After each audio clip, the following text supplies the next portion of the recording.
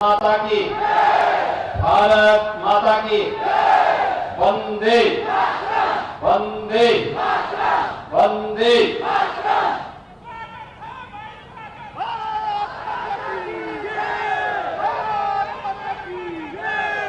स्नातकोत्तर महाविद्यालय गाजीपुर के प्रांगण में बाबू राजेश्वर प्रसाद सिंह जी की प्रतिमा के अनावरण कार्यक्रम में मंच पर उपस्थित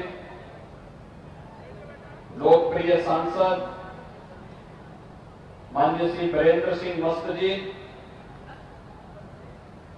विधान परिषद के माननीय सदस्य श्री विशाल सिंह चंचल जी, महाविद्यालय के प्रबंधक तथा उत्तर प्रदेश शासन के अपर महाधिवक्ता श्री अजीत कुमार सिंह जी, जिला पंचायत के अध्यक्ष श्रीमती सपना सिंह जी, नगर पालिका परिषद गाजीपुर की अध्यक्ष श्रीमती सरिता अग्रवाल जी, उत्तर प्रदेश राज्य पिछड़ा वर्ग आयोग के उपाध्यक्ष श्री प्रभुनाथ चौहान जी,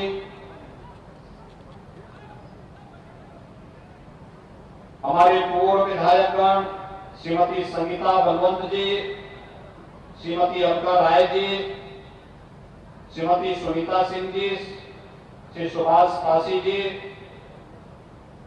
additional solicitor general Shri SP Singh ji, महाविद्यालय प्रबंध समिति के सभी पदाधिकारीगण, महाविद्यालय के प्राचार्य और अन्य सभी सम्मानित आचार्यगण, आज के इस कार्यक्रम में उपस्थित भारतीय जनता पार्टी के जिला के अध्यक्ष श्री भानु प्रताप सिंह जी, अन्य पदाधिकारीगण और उपस्थित भाइयों बहनों, आज मैं अभिभूत हूं इस गाजीपुर जनपद में शिक्षा की अलख जगाने वाले बाबू राजेश्वर प्रसाद सिंह जी की इस भव्य प्रतिमा का अनावरण करने का सौभाग्य मुझे प्राप्त हुआ है।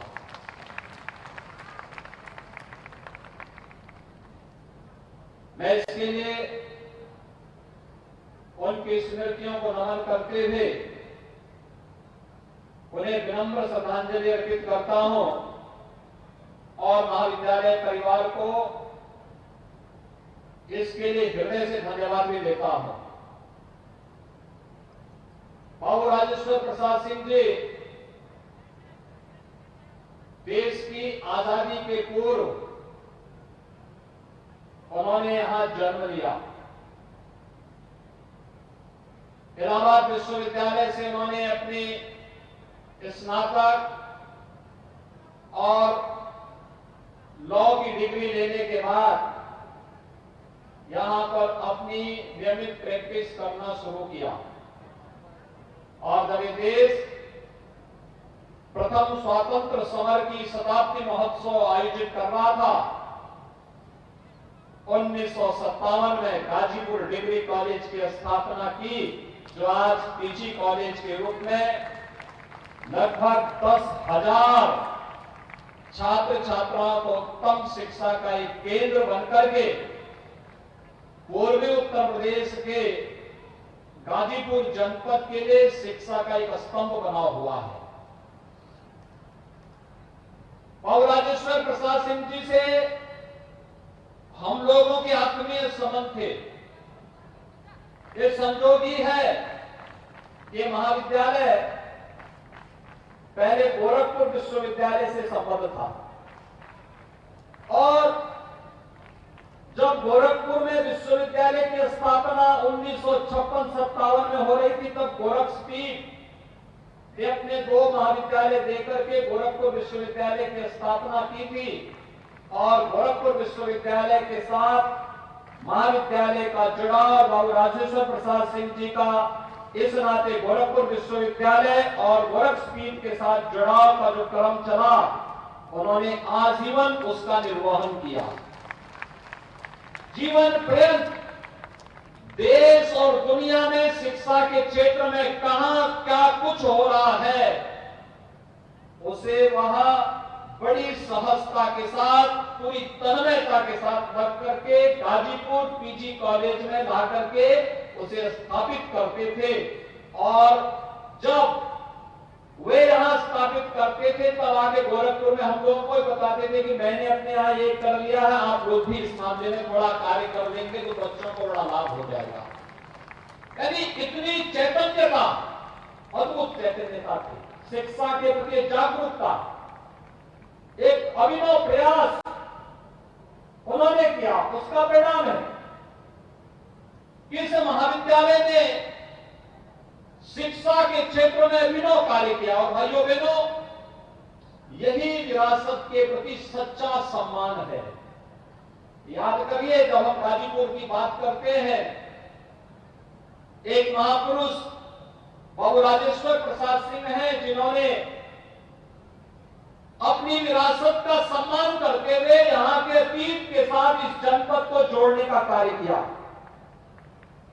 अतीत इस गाजीपुर जनपद का कितना गौरवशाली है। जब महर्षि विश्वामित्र के यज्ञ में राक्षस विघ्न बाधाएं डालने लग गए थे, तब रामचरितमानस की पंक्तियां आप सबको याद होंगी कि गादि तनय मन चित्ता व्यापी, हर बिनु मरहि न निश्चर पाती। यही सोचा था विश्वामित्र ने। और महर्षि विश्वामित्र के ही पूज्य पिता की राजधानी हुआ करती थी, उन्हीं की राजधानी का हिस्सा था ये गाजीपुर, जो आज गाजीपुर के रूप में हम सबके सामने है। भारत के इतिहास को बनाने वाला जनपद, भारत और आर्यव्रत से राक्षसों का समूल नाश करने का संकल्प लेने वाला जनपद, और इस गाजीपुर का जो संकल्प था, यहां जन्मे और जिन्होंने अपनी कर्मभूमि के रूप में गाजीपुर को उस समय गाजीपुर के रूप में एक नई दिशा दी थी, महर्षि विश्वामित्र की परंपरा का ये जनपद महर्षि विश्वामित्र नहीं होते तो क्या आर्याव्रत की दो ताकतें अयोध्या और जनकपुर क्या एक हो पाता? आप सब अनुमान करिए कि जनकपुर की सभा में तो अयोध्या को निमंत्रण ही नहीं था, सीता स्वयंवर में अयोध्या को निमंत्रण नहीं, वहां पर तो महर्षि विश्वामित्र माध्यम बने थे राम और लक्ष्मण को ले जाने के और आर्याव्रत की दो ताकतों को जोड़ने का काम हुआ था। क्योंकि महर्षि विश्वामित्र इस बात को जानते थे कि रावण के राक्षस बक्सर तक अगर पहुंच चुके हैं तो इसका मतलब आर्याव्रत खतरे में है। और उस खतरे को सबसे पहली बार किसी ने पहचानने का प्रयास किया था, वह नाम था महर्षि विश्वामित्र का। और भाइयों बहनों, राम राज्य की स्थापना का संगनाद किया था उस समय इन पूज्य ऋषि मुनियों ने, और उस परंपरा के साथ जुड़ा हुआ है ये जनपद। हमने अपनी विरासत को विस्मृत क्या किया? याद करिए, जब आदरणीय प्रधानमंत्री जी ने यहां मेडिकल कॉलेज दिया था तो हम लोगों ने उस मेडिकल कॉलेज का नामकरण भी विरासत के प्रति सम्मान का भाव व्यक्त करने के लिए महर्षि विश्वामित्र राजकीय महाविद्यालय, राजकीय मेडिकल कॉलेज, यहां के मेडिकल कॉलेज का नामकरण भी हम लोगों ने इसी रूप में दिया है। और यही नहीं, जब हमें बगल के जनपद आजमगढ़ में विश्वविद्यालय बनाना था तो उस विश्वविद्यालय का नामकरण हम लोगों ने महाराज सुहेलदेव के नाम पर किया है, क्योंकि महाराज सुहेलदेव आज से 1000 वर्ष पहले भारत को विदेशी आक्रांताओं से मुक्त करने के लिए जो योगदान उन्होंने उस समय किया था वह विस्मरणीय है।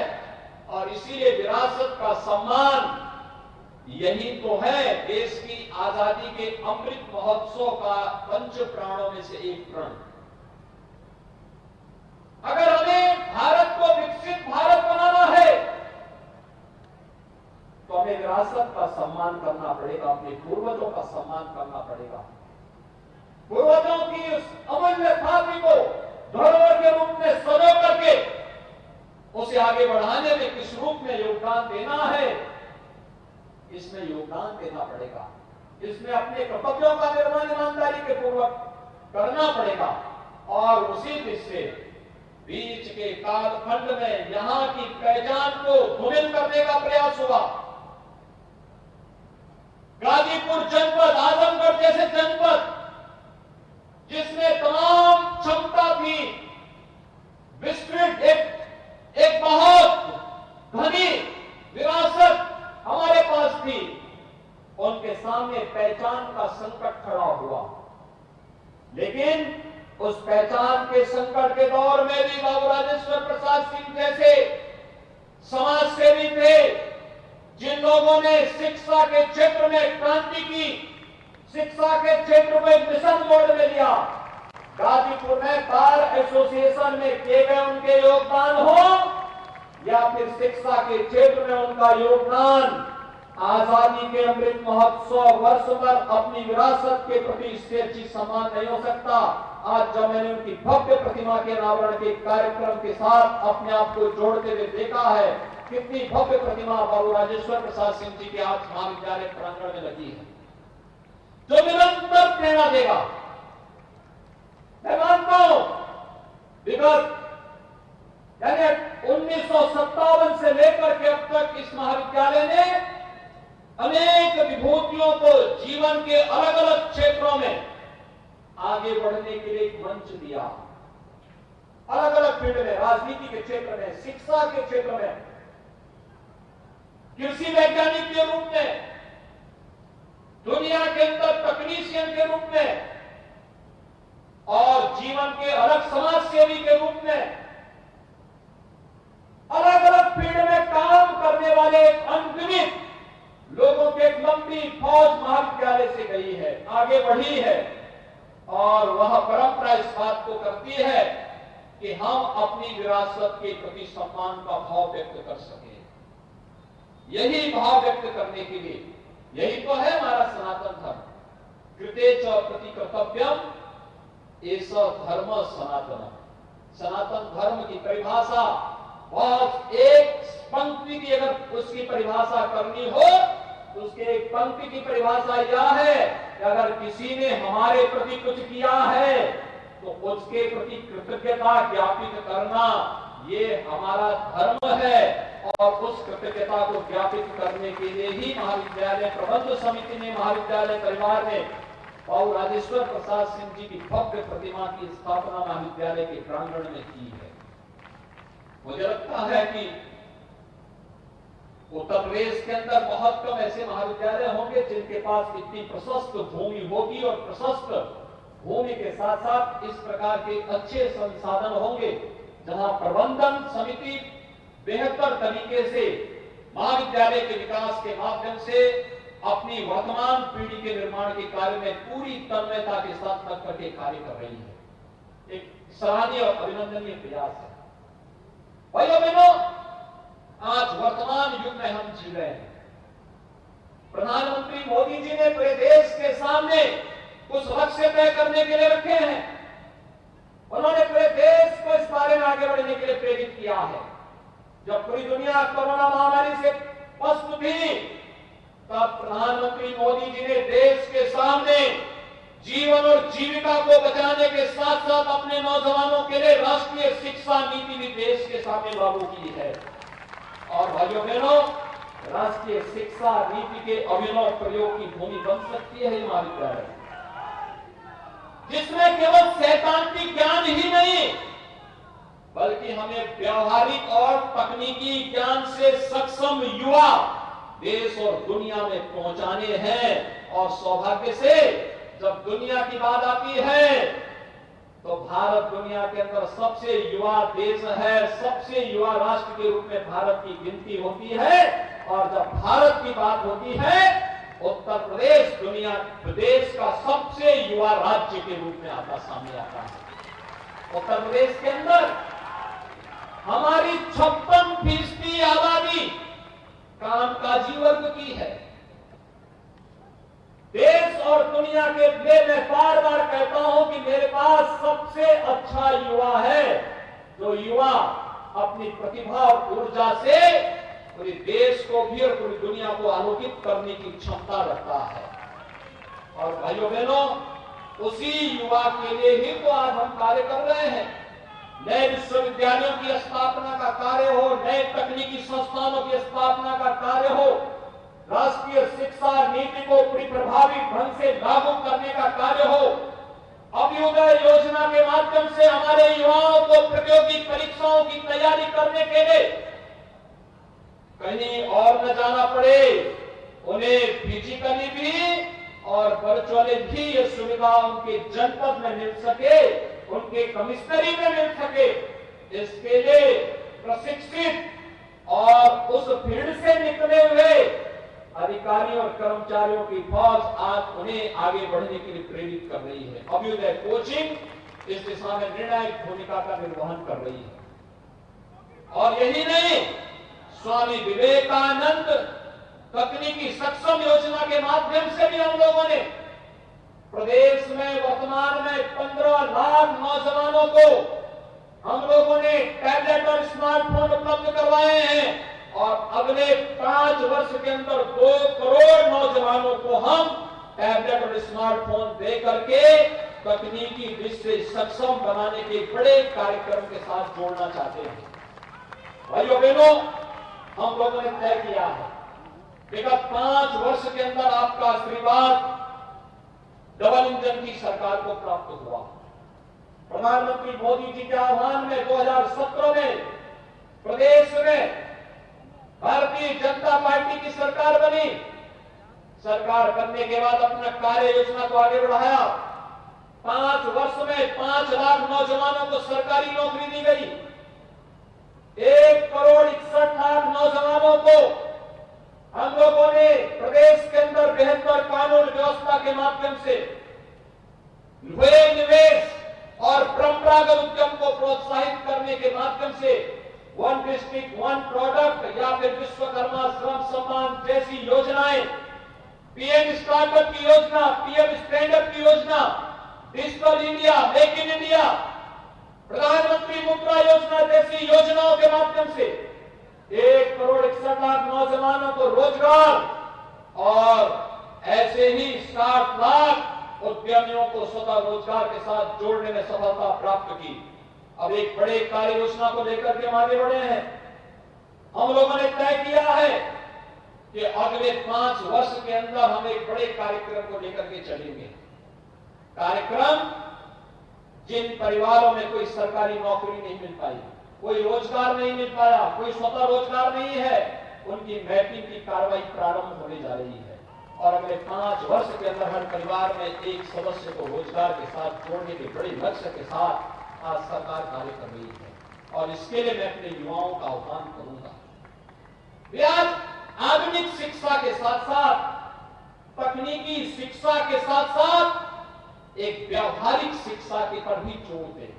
बहुत संभावनाएं हैं और राष्ट्रीय शिक्षा नीति उस दिशा में आपको आगे बढ़ने के लिए प्रेरित कर रही है। एक नई होश और एक नई तेज के साथ आज आगे बढ़ने की आवश्यकता है।